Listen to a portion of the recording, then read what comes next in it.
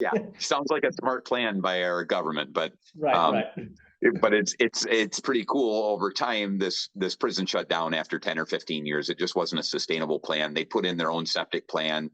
It gets more snow than anywhere in Michigan does where this is located, and so it's been closed 10 or 15 years. So my buddy and we bought it here What? recently. Are you serious?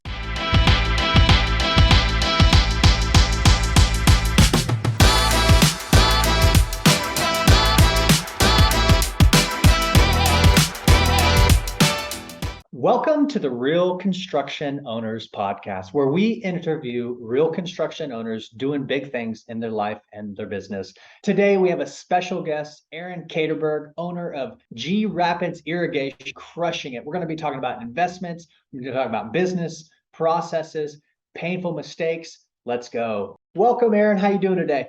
Doing great. Thanks for having me. Awesome, man. This is a pleasure. As a fellow GoBundance member, I had to get you on the call today because if you're a part of GoBundance, that means you have a minimum net worth of 7 to 8 figures, depending on which level you're in. Talk to me. Before we get into that, I want to know what's your story. How'd you get into irrigation? How'd you get into construction? Walk us down memory lane. Yeah, so it's interesting. My grandpa started in this industry, in this business back in 1957. So there's a lot of family history here. My grandpa was a licensed plumber, worked on HVAC and plumbing, and kind of took care of the irrigation, which was very new at the time. Michigan's a northern market, and ironically, it developed here earlier than other places with some of Ford and GM and things over by Detroit. And he kind of picked up on that. Back in the day, it was all copper pipes underground and things going that way. So as a plumber, it was just an instant fit for him. Um, he ran that business until the late 70s and had 4 sons. And all of them went on to other things, as many entrepreneurs, boys do. They see that it's not for them, all the headaches of employees and problems and contracting. And so he sold out his business. And my dad had started a racket club in the mid 70s and was in like a poker racket or like an athletic racket? like an athletic racket, like tennis and racquetball and all that kind of stuff back in the day. And so that's what I grew up around early on. And then he was working in universities as an athletic director before that. So grew up around that a little bit, but his business, he had 2 partners in that business who were still left in 1986. And the one partner keeled over on a golf course and died, who owned a majority. And under the terms of the contract, my dad was out of a job and out of everything that he'd worked on and built. He was the operating partner in that whole thing. And so he started over back in the sprinkling business. He knew how to dig holes and knew how to put sprinklers in the ground and knew a lot of people in the community. Our family's been here for 4 generations. And so he went back to work that way. So I was 12 years old. And I got to run a shovel a little bit during the summer. And as I got older, got to run a crew and service trucks, and swore I was never, ever going to do this, no matter what happened. And so I went off to college for other things on a tennis scholarship, kind of coming out of some of my history that way. And then went off to grad school and decided to get married and move back. And my dad needed some help, and it was an easy fit for me while my wife was finishing grad school. So as she finished grad school, I went back to digging holes and putting sprinklers in the ground. And I butted heads with the managers, and my dad was very much an S. If you've read Robert Kiyosaki's Cash Flow Quadrants book, he was a small business, which is most of the green industry and most of the contractors who do mowing and irrigation and those types of things. And held on to everything very tightly. And I had ideas for bigger and better, I think, as every son does who grows up around a business. And so I quit and went to work running landscape crews and doing different things like that for another company. I then got dragged back in when both of my dad's managers quit a year or 2 later. Both of his installation and his service manager, and he begged me to come back and help. And I think we realized that I had more of a gifting for business operations and for people than I did necessarily for, or at least a passion for running a business than I did for putting sprinklers in the ground. And I got stuck. That's 20 years ago now. I started buying my dad out on a 20-year buyout, which is done. But then at the end of 10 years, I took 100% control. At the end of 20 years, I finished paying off the final loan and the final debt for things. But as we went on, his business was under $1 million company at that time. When I started, about 700,000. This year, we're probably close to 5 million. Impressive. So there's so many things to unpack within the first opening statements to our audience, contractors, home builders, CEOs trying to improve their processes and protect their construction company. So you said, first things first, the man, he passed away, and then that other person lost their job because he wasn't in the operating agreement. That's the first takeaway that I saw. It's like, if you're going to be a partner in something, you need to make sure that you have that protected in the terms. The second thing is you said your father was an S personality in Robert Kiyosaki's methodology, and you had bigger and better, brighter business operations ideas.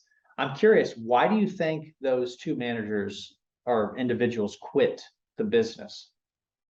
Yeah, so what ended up happening consistently over the years is in a business like this, when they're small, they see an opportunity that they feel like they're doing a lot of the work, and they think they know how to do sprinkling, so they go out and start their own business. The one manager went that direction, even though he had been a long-time employee and had been treated well. And the second one, he went and moved out to California. His wife got another job, and things cycle. I mean, in our industry, in construction, we're not top of the food chain for grabbing employees, the top level people coming out of college, maybe our GCs or something like that, but aren't necessarily sprinkler guys running crews or acting as service people. So there's some turnover. And in Michigan, our business is a seasonal business. So we really only run about 7 months a year. Sounds like business operations is truly your gift. Like, we all have a specific thing we need to focus on. And you mentioned you had bigger and better ideas. What were some of those tactics, strategies, techniques that you implemented that enabled y'all to go from 700 to 5 million? If you could list out maybe 3 to 5 of them. Yeah. So if I back up, and I think my gifting, if you look on the GoBundance piece, is dealing with numbers. Anytime I'm in a group, big picture numbers click with me. I'm not an accountant, but just things from a very broad viewpoint make sense to me. At the time, my dad didn't manage by the numbers. So I think that was one big thing, implementing that and looking at percentages, say, for instance, our material or our labor versus our revenue. Another thing that, to answer your other question, that I implemented is I worked very hard after a few years. I'd been around this business a long time. My dad is a spectacular man, is an extremely hard worker. My grandpa was the same way, but my grandpa had like a 6th grade education. My dad had more of a formal education and came more from the academic world. I realized that I needed mentors in my life, that I needed to surround myself with people who were smarter and better than I was. So I started a peer group that's currently about 10 guys. Most of them were a bit older than I was. That's who I was looking at. Some of the top people in the industry. I wanted their companies to be similar to mine. So they varied anywhere from Colorado to the East Coast. And we really look for northern contractors because we wanted contractors who were seasonal.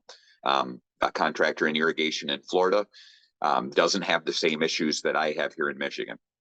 That is brilliant. You started a mastermind. You started a mastermind before it was a thing, like before it was a big term, is what I'm hearing. And you were looking to collaborate and learn from other people struggling, or not struggling, going through the same issues that you were dealing with. So that's a really good piece of advice right there. What's another tip or two that you implemented to take your company from 1 million to 5 million? Yeah, so I think the difference between an S and a B, and I'm not truly a B according to Robert Kiyosaki, but is an S owns his job. Um, so a small business owner owns a job. A B or a big business owner owns a system. And so realized that we had to put systems in place. We standardized all of our trucks instead of every truck that we could buy and whatever cheap bins. We made sure all the bins were the same. So you could walk up to every truck and the labels were all the same and all the parts were the same. And I could switch two guys in a truck this one morning and they would have the identical setup and know how to run it from one to the next. Another one that I incorporated was all of our trailers were done that way and our equipment was done that way. Just everything we standardized. We didn't worry about getting the lowest price on some of those things. It was a long-term plan, which is different as I'm a little bit older now when you're 50 years old versus when you're 25 years old. You just see the world differently and you spend your money in different ways.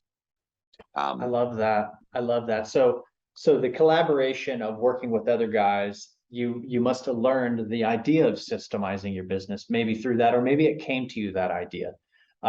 Those are two very good answers. And I'm trying to pry for just one more. What's one more thing that you did that enabled your company to go, to go all the way to $5 million? Yeah, there's a lot more, Justin. So, another one that I kind of picked up from the peer group, there's a good friend and mentor of mine in Ohio. And when I started looking at his numbers and books, he would run a P&L on every one of his construction trucks. So every one of those trucks was thinking as a business owner. We started working on doing that after seeing his system and running our accounting that way. So everybody started getting the idea of what we have in overhead, what we're spending on materials, and trying to get them to run and think like I think as a business owner. We wanted them to own their piece. So we did a thing called performance pay as well. Maybe I'm jumping to another one on you, but no, this is good. This is good, dude. Performance pay. All right. They would get paid off of the profitability of their truck, or they started referring to them as their companies. And that was a game changer. They really own their destiny. Instead of just being an hourly employee, they had potential to make a lot more money if they made the company more money, which is the way I think the world should run. So you incentivize people to become more entrepreneurial. And by having a P&L for every truck, that made essentially every truck its own business. That is a wizard tactic. That's very, very smart. Never heard that in all the episodes I've ever. That's awesome. Thank you for that. I'm sure we could pull some more nuggets of wisdom out of you. There's a lot more. So, the smartest people steal the most ideas, right? So as we got with a peer group, I started seeing ways that different guys were doing things. We changed our pricing structure based on seeing things and trends that were happening around the country and in other industries. We used to be time and material on everything. Well, what happens then is time and material, you go out to your house and nobody has any idea what we're going to charge them at the end. And we send them a bill right in the mail a couple days later after we've processed and reviewed the bill. And you get the bill and you go, what in the world? You just charged me $1,000 and you came out and I had no idea that this was going to be this way. And so we switched over to what we call upfront pricing, or is sometimes referred to as flat rate pricing, and made it so our technicians could tell every customer, excuse me, what they were going to pay before we ever did the job. That is a phenomenal tip, man. You made it about systemizing your business. I'm sure we could pull a few more incredible ideas out of you. And if you want to share one or two more, we'd appreciate that. But the next topic I'm curious to know about is how masterminds and how peer groups have helped you. You and I are both in GoBundance. And if you're a listener who wants to be around top level individuals, you can click the link below. We have a special sign up where it's for 7 and 8 figure members only. GoBundance is an incredible vehicle and mastermind where you get to surround yourself with an incredible peer group. So Aaron, with that being said, what is GoBundance, or what has other masterminds done for you? Yeah, so GoBundance is relatively new, so I'll start with some of the other masterminds or things that I've been in. EO is another one, the Entrepreneurs Organization. And it's interesting because each different group of people you surround yourself with adds value to your life, right? Changes your perspective, changes who you are. And EO is localized for us, that I'm in a forum once a month and meeting with other business owners who have similar size businesses. And we just share a lot of life. That's really been a blessing in my life. Has really changed the way that I think and connected me with our community and given me a lot of other opportunities. The irrigation peer group, that one, those guys get what I do day to day. They get how my business should run, and seeing tweaks in my business in specific instead of talking in generalities.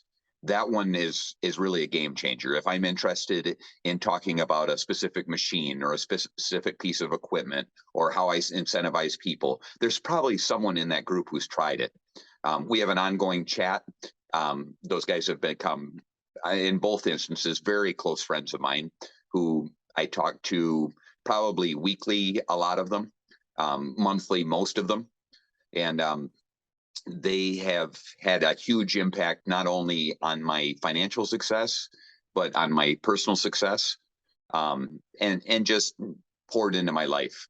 My wife had breast cancer a few years ago, and just the amount of people who came and gave to that, or I just emotionally, or I did a fundraiser climbing Mount Aconcagua, which is the largest mountain outside of the Himalayas in the world, in South America. Wow.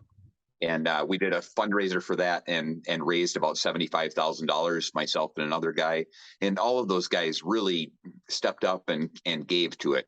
So the blessing is not only in the mental part that you learn, but in the way that you're able to give and help the world. It's fun right now. A couple of the guys from the irrigation group are looking to transition out and sell their businesses, and seeing that, and having them call me and tell me that I've made an impact in their lives and in their businesses and allowed them to do that, and that they are getting millions of dollars more because of that is exciting to see. You feel like you're adding value to the world and to life, and that they're adding value to your life too. That is so awesome, man. So you're part of an entrepreneur organization mastermind. You're a part of a irrigation specific mastermind, and obviously you're part of GoBundance for, like, investing strategies and stuff like that. I am curious, what's an investment that you've made that has surprised you? Oh, I have lots of those, Justin. I think so. When I talk about peer groups, I don't think only the formal ones that you're paying for or involved in that way add value to your life. I mean, if you're involved at your church and you're in a Bible study with a group of guys, I mean, you need people to grow you spiritually. You need people to grow you financially. You need people who can grow you in your marriage, right? Some older men who have gone through things. You need people to grow you when you're dealing with teenagers. A lot of people think there's a one group fixes all, and it hasn't been for me. So investments that surprise me, I'm going to pick on one that's fun for me right now, that's current, instead of picking on an older one. I started when I was in my business, investing in multifamily homes a long time ago. And us being a seasonal business, I would spend my winters swinging a hammer and patching drywall and doing those kind of things. And then I started incorporating the guys into that a little bit here and there, because they needed some money instead of being on unemployment for the winter. And that grew for me over time. And I got involved in also some commercial. And my latest one is self-storage. So recently, well, one of my best friends from college, was hanging out with him and talking about a place down the road. He lives in the Upper Peninsula of Michigan. And if you know anything about it, there's not a lot up there. That's where I went to college. It's It's as far north as you get in the country. It's God's country. It's beautiful up there. And I know you're a bit of an expert with government stuff, but the government doesn't always do the smartest things. And they built a prison back in the 90s, and they decided that they were going to heat it with wood that the prisoners would cut and split. Can you imagine? Oh my God. Yeah. Yeah. Let them walk around with axes, prisoners. Yeah. Sounds like a smart plan by our government, but Right. but it's pretty cool. Over time, this prison shut down after 10 or 15 years. It just wasn't a sustainable plan. They put in their own septic plan. It gets more snow than anywhere in Michigan does where this is located. And so it's been closed 10 or 15 years. So my buddy and we bought it here recently. Are you serious? Yeah, and we're converting it into a self-storage facility. So super fun investment that we've got going. We've got the largest electrical company in the state is contacted the state right before we closed on it. And I've been meeting with them, and we've just about got a plan for them to lease out some of the property as their staging area to redo the power system, the whole grid for that area. So that's worked out well. We already have customers to store boats and RVs inside the property, in the old woodshed, a big part of it, because it's a giant woodshed up there that we're fully enclosing. But I've looked at contracts, government contracts in that area, and you're right. I one of the tactics I do is I go in and Google Earth and I look at where the job is. Man, that is a beautiful place. Northern Michigan. I went to Grand Rapids and just fell in love with freshwater waves, 3-4 foot freshwater waves, not having to worry about stingrays or sharks biting you. And a beautiful lake. You're right, it is God's country out there. I didn't mean to interrupt. That is incredible. You bought a prison. Yeah. It's just fun, right? I mean, it's a fun thing to talk about. I mean, and we're up closer to Lake Superior, so you talk about 3 or 4 foot waves. I've been stuck out in 6 to 8 footers in Lake Michigan, but on small boats. But out there, they go surfing when in the winter, like before the ice sets in like 12 to 14 foot waves on Lake Superior coming in. Full wetsuits, but I mean, I can get sidetracked on some of that stuff. Some of those things are fun things to just appreciate our state for. I'm here in Costa Rica living. My construction company runs itself, and I live literally walking distance to Dominical, world-class waves, where you're out there and you're paddling and you're seeing a wave come at you that's 12 to 14 feet that you're going to have to go through, go under, or just get pounded by. And you're right, man. It is exhilarating, like catching those waves and the power of nature. I could divert on that topic as well for a long time. So no worries. Yeah. You don't think of that in a freshwater lake. Right. So curious, what's the best 1 or 2 success secrets you would say to our audience about growing your business sustainably? Yeah. So it's probably not where you think I'd go. But I think the biggest part of prayer is listening. And I think all of us as entrepreneurs, we think we know everything. Lots of times we think with our own heads, we see with our own eyes, we hear with our own ears. And we've talked about getting outside perspective and surrounding yourself with good people. But really, in my heart, I believe that there's a God who made everything, who knows everything, and who is everywhere. Me too. Yeah. And I think the more you turn to him and try and figure out which path he wants you to take, the better the path is.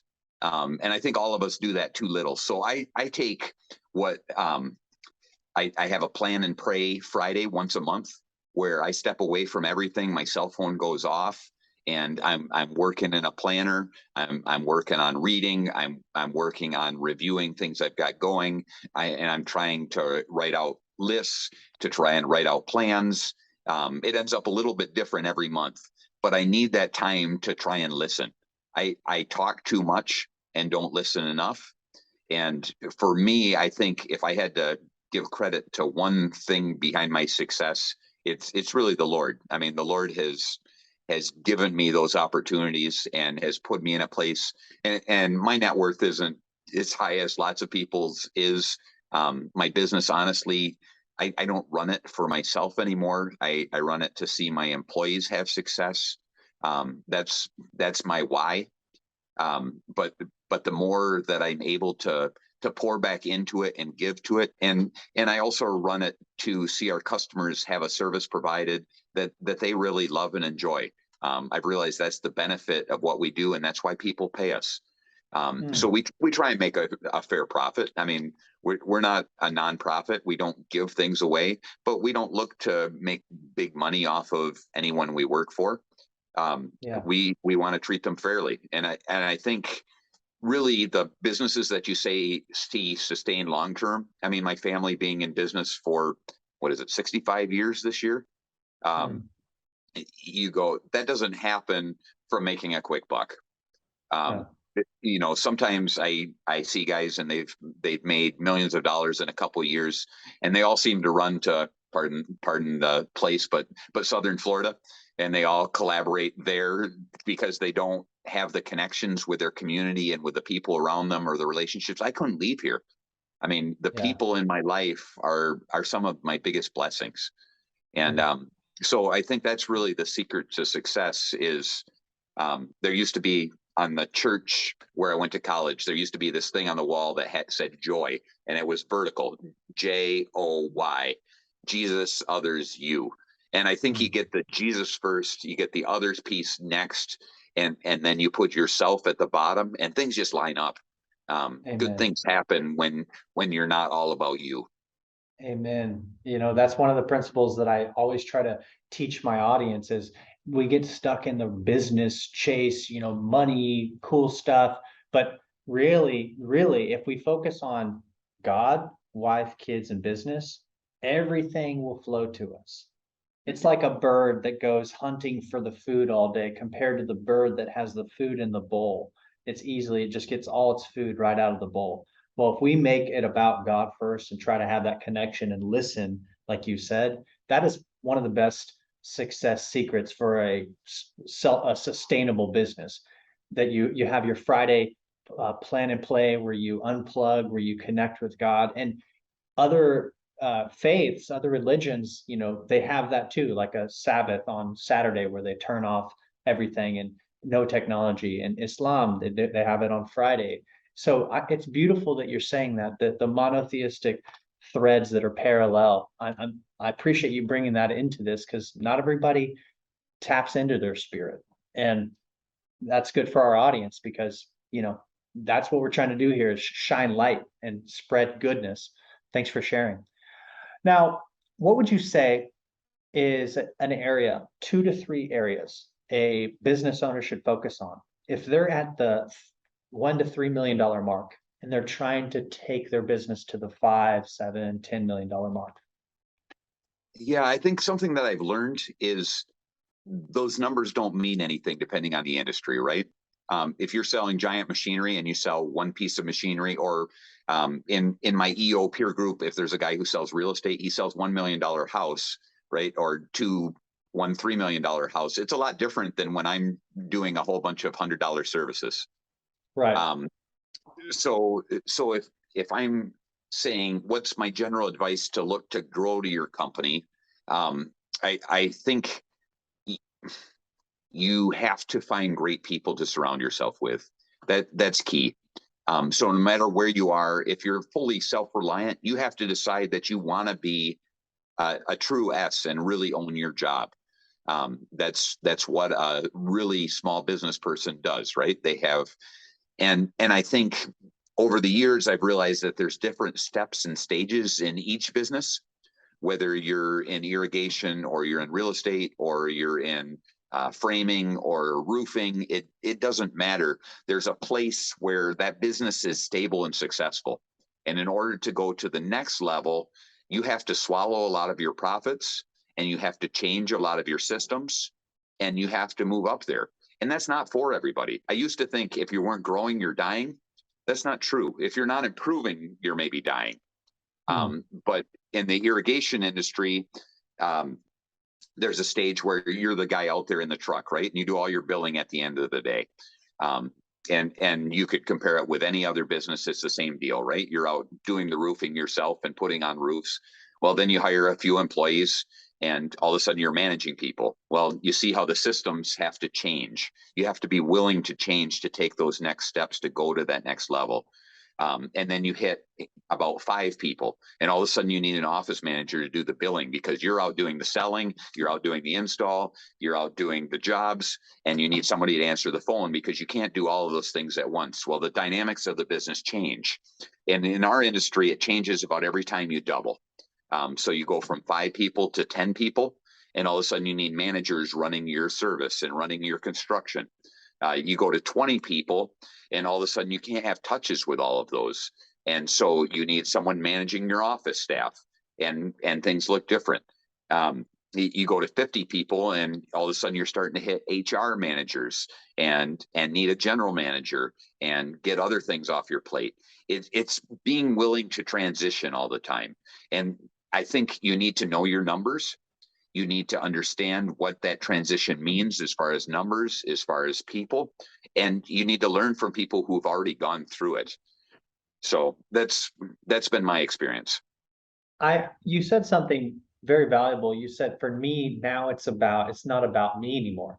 It's about running this business for my employees to have success. I'm curious, because that's where I'm at now. Like, I run my business just so my guys and girls can have an opportunity to create something for themselves. I'm curious, what strategies, do you have some type of like a shared ownership? Like, what are some things you're doing that where your workers, the people who are growing, helping you run your business, feel like, man, this is home. I'm sticking here because of this. Yeah, that'd be a better question to ask them, but I can answer that a little bit. So I'm like a lot of entrepreneurs. I like chasing squirrels. Not many people you talk to probably bought prisons, right? Yeah. I always enjoy strange, exciting things and have lots of weird hobbies, and we could get into those things too, but that's not really what this podcast is about. Me too. Me too. Maybe a little bit. So, Yeah. but I started using the traction system. Gino Wickman wrote a book called Traction, which is referred to as EOS. EO is the entrepreneurial organization. EOS is the entrepreneurial operating system. And that book changed my life. The one that changed my life even more was his follow-up on that, called Rocket Fuel. And Rocket Fuel talks about a visionary integrator relationship. And I realized I'm all visionary and I suck as an integrator. I'm not good at the day-to-day. I'm not good at details. When I was in school, my joke was always I could write a page every 5 minutes if I had to write a paper. So I just multiply 5 minutes times how many pages the paper was, and that's how I was going to write it. I squirrel between things, run super fast. And I am not the guy who picks up all the pieces on the floor. I make the messes. I'm the, as my team calls it, swirling vortex, or steamroller. I feel like I'm talking to an older, wiser version of myself, because everything you're saying describes me. Yep, you hear some of that. It's part of being entrepreneurs. That's the way we are, right? And you need to learn to balance and taper that and appreciate the other side of that. So about 5 years ago, I hired in a general manager, and he runs the day-to-day. I'm not at my business that much anymore. I get kidded both by our peer group. My nickname ends up being Rain Man, from the movie as well as from sprinkling. And I'm better with numbers and investments, and I'm not always the people person. And my team has really built their people under them. Tony, my operations manager, he has 27 years with me now. And he really has a team of loyal people who he's connected with. Sean in our office is our customer care manager. She has a team of women who I think would do about anything for her. And she works hard to take care of them. And they're given that freedom. Matthew, our general manager, he does a Grapids grill once a month. That that we put out burgers and we do brats. He cooks them breakfast. I come and do it sometimes, but I've got so many other irons in the fire. I can't be here day to day. So he reminds me I'm supposed to be grandpa. I'm supposed to pat people on the back and give them love and not be shoving them out of the office anymore and telling them to get to work. And that's hard for me. I mean, growing up in this business since I was 12, and giving up my role as really the driving force behind the company, and instead being the one who sets the picture of where the company is going, has been a hard transition. Gosh, I'm like almost tearing up over here hearing these stories, man. Like, this is awesome information. I'm curious about culture. Could you shine some light on how you've developed or techniques or things that each person does? Like you just mentioned that Grapids grill once a month. What are some other things that y'all are doing to instill culture where you're not having to be the person in the office and you get to be that grandpa? There's a gazillion pieces. I mean, I could go off on a bunch of different areas with Let's this. go. Yeah. In the traction system, I mean, core values is a key piece. And so when we laid those out, number one is integrity, integrity and morality. We want to do the right thing. We want to treat people the right way. If we ever hear that one of our techs is not doing that with a customer, that's grounds for immediate dismissal. If we're not stepping up that way and people don't have that value, they don't belong here. Number two, for us is helping others. So we are out there to not only help our employees, but to help our customers to make their lives better. If we are not doing that, we are not serving our purpose. Three is just nature of the beast in this business is working hard. You're running a shovel. Everybody knows if you've dug across your yard that's hard work. And then working smart and doing it in an intelligent way is number four for us. That's been a big one. So beyond that, if I'm playing off of one of my favorite things, there's a book called The Dream Manager. Oh my God, I love that book by Matthew Kelly. Yes, the wonders of that book is the concept.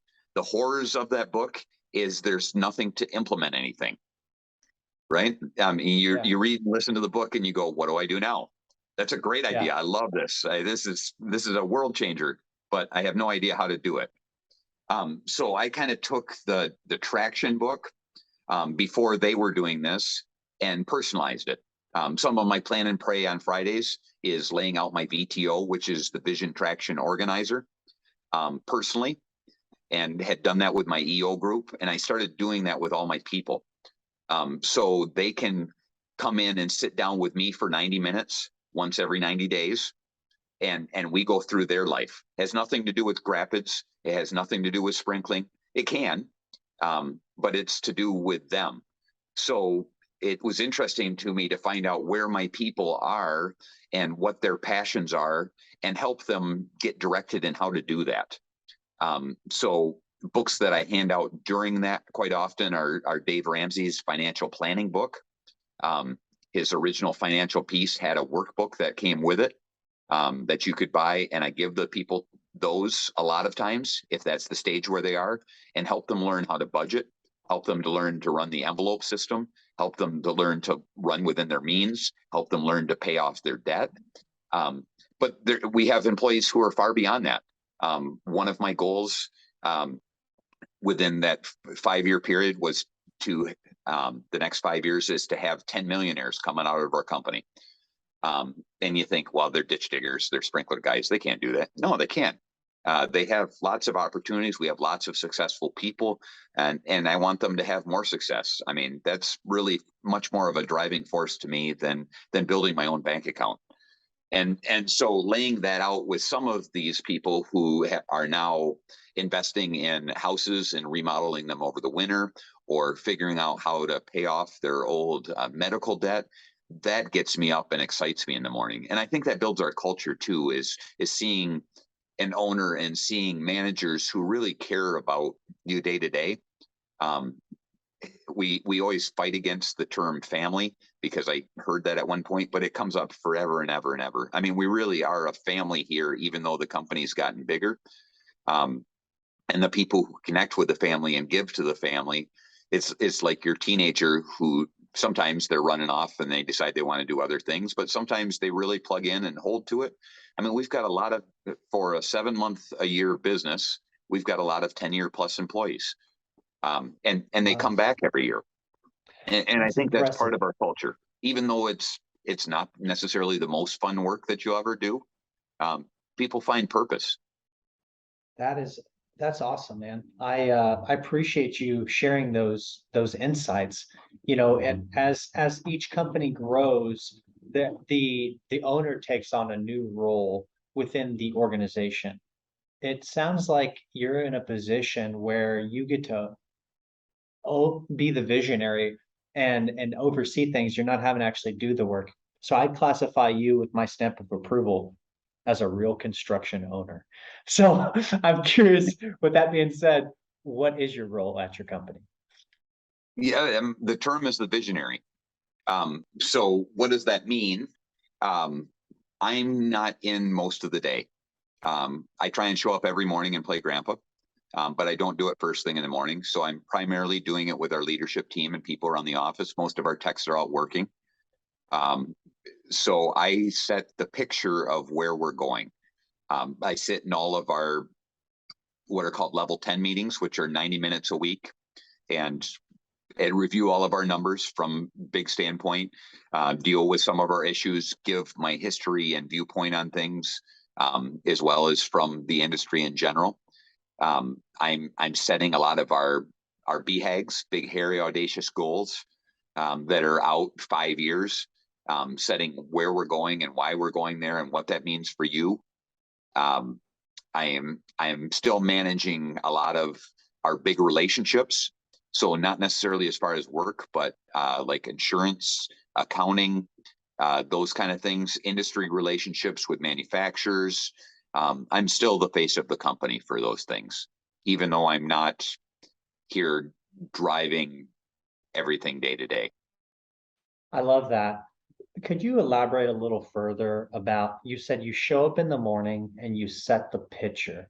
Because I ask you this question because I have this business that's running. I have a service recruiting manager who gets new people in the door to go sell. I have an operations manager who does the billing and the collections and stays on my admins that are from the Philippines doing all that actual work.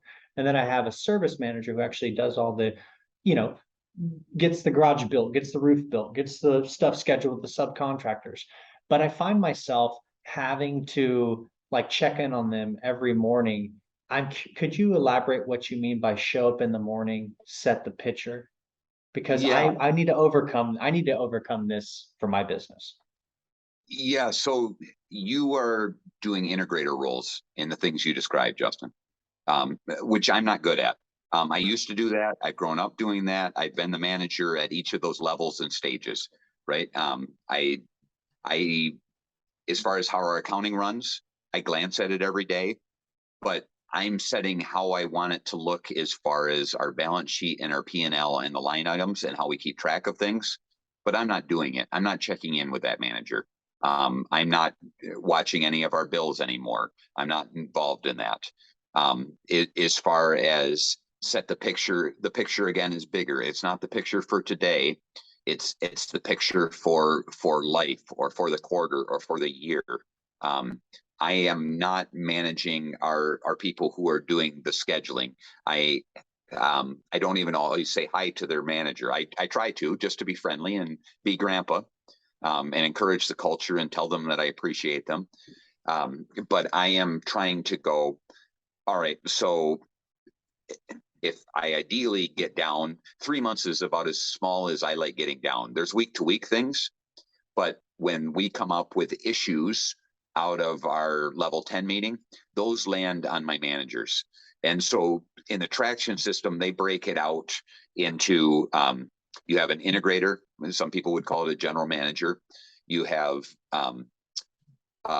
an operations manager, and my operations manager oversees anything that you physically put your hands on.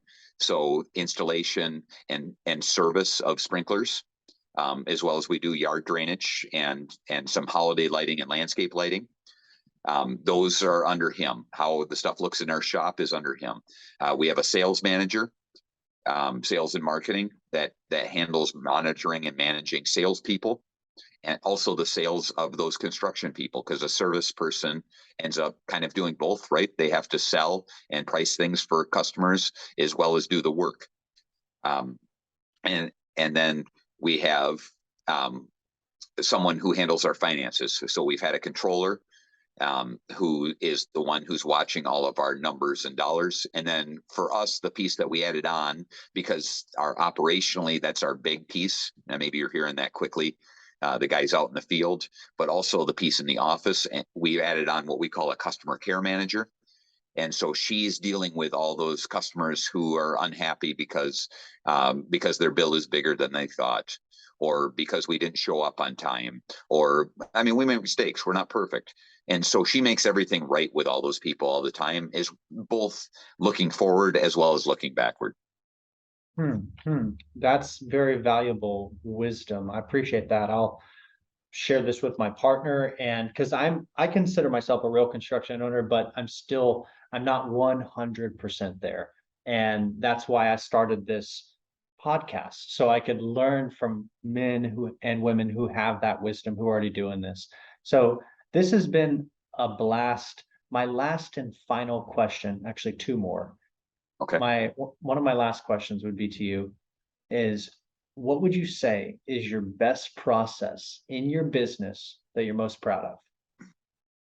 I want to say monitoring our KPIs over time, but I could pick different things, different places. That really doesn't affect sprinkling. I'm gonna go back on that. So I would say we have a book called our Grapids Way book, the Grapids Way. And again, this concept comes out of traction. But the book we print it each year as a waterproof book. And so it lays out all the different processes and pieces in a very simple way. So I shouldn't say all. We want it big and broad. I don't want something I know companies similar to mine who have 1,000-page manual, and every detail that you come across, they answer that question in there. That's not what we're looking to do. Realistically, we basically probably do about 10 different operational things in the field, right? We put in gear heads, we put in spray heads, we put in valves, we put in controllers, the pieces. It's specified very carefully the way that we should do that and the way that we shouldn't do it, both with pictures and descriptions in that book, that any guy who barely speaks English can understand, or any guy who has a PhD can understand. I think that is the process that I'm probably the most proud of.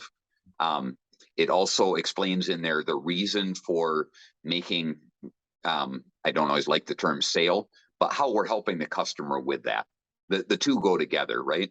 So if you have a leak on your gear head from the seal, how quickly does that pay back for you as a customer? If I'm coming to your house and I tell you this is going to be $50 to change this thing, you as a business person, which is a lot of our customers, or as a doctor, as an attorney, want to understand, why do I want to do that? I mean, I've already committed to keeping my lawn green, but why do I want to fix this thing that now leaks? It still works. And you go, well, there's a 3-year payback on water for that. And that would be specified out in there. Or if you have a leaking valve, what is the reason you change a leaking valve? Or we've got systems from my grandpa back in the 60s, right? And what's the reason that you'd want to change your controller from the 60s to a modern controller? That book specifies that, so we can have a conversation about that. We can train from it. It also does a lot of our processes for the offices and our standards, talks about some of our guarantees. I mean, we even have things as specific as how each of our guys is supposed to flag heads. So if it's a leak, they're supposed to put this color flag. If it is a leaking seal in a head, they're supposed to put their flag in this way or this color. It gets down to some of those things that we want standardized, but the book is probably only 30 pages of waterproof, two-sided stuff that's half of an 8.5 by 11. We try and keep it very clean, very concise, but have it that if you knew that book and you came from another company, you know exactly what my expectation is of how I want you to treat the customer with the type of work we do. The details of off of pump. I like a minimum distance so the venturi comes out of the water before the water turns, because that's what I've learned in classes over time. And somebody who doesn't know that, they can get the basics of that. I like that the pipe coming out of a pump is done in metal instead of plastic, because that's the area that overheats if the water's sitting there and churning. So that's our way of doing it, and other companies don't necessarily do it that way, but that's my choice, and we want everybody at Grapids to do it the same. That's brilliant. It's your expectations of how you want to treat your clients, how you want to do the installation. It's broken down in a way where it shows not necessarily all the pieces, but in a broad spectrum. So a new green individual coming into your business can understand the business and your expectations. So That's even with the pictures, it's been interesting, Justin, because we have like a WhatsApp chat. And so guess what all the guys now post on the WhatsApp chat? your pictures. Their own pictures that are duplicates of what we've put in that book. So they want Nice. to show the inside of the controller, and we want windings on every wire in there done around a pencil so that it has room for expansion if you put in another controller, but it also helps with surges for electrical. So I see pictures almost every day of the way that I want controllers done without having to go and train everybody to do that. And then if they Nice. do something that's a little bit off, I private message them and say, hey, I don't like it that your sticker is on the left-hand side of the controller and not in the center top. And they go, Nice. oh, well, I didn't realize that. I'll fix that from now on. Nice, nice. That's brilliant, man. This has been a blast, Aaron. You're doing great things. You are truly a real construction owners. And listeners, if you want to collaborate with Aaron with G Rapids Irrigation, or if you're an individual looking to who has to move to Michigan and you're looking for a great place to work, and maybe Aaron wants to expand, Aaron, how can our listeners reach out to you? Yeah. So my direct email is Aaron, Aaron at grapids.com, grapids.com, or our website is grapids.com. And our phone number is 616-235-6666. Nice. Awesome. 46 is not 3. Yeah, no, I got you. This has been a blast, Aaron. Thank you so much for getting on the call.